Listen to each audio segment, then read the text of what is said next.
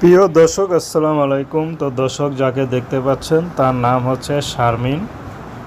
শারমিন বিয়ের জন্য ইউটিউবে এসেছেন। আসলে শারমিন গ্রামের এক সহজ সরল মেয়ে।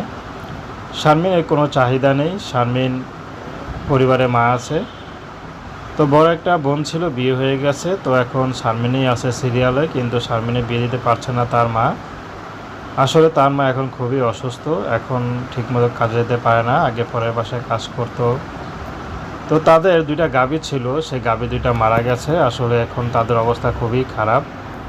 তো গাভীর দুধ বিক্রি করে তারা তো এখন শারমিন ইউটিউব এসেছে বিয়ে শাদির জন্য। কেউ যদি যৌতুক ছাড়া তাকে বিয়ে শাদি করে, বা কেউ যদি তাকে একটু সহযোগিতা করে, তাহলে সেটা দিয়ে একটা গাভী কিনবে, গাভী কিনে দুধ বিক্রি করে আবার হয়তো স্বাবলম্বী হতে পারবে।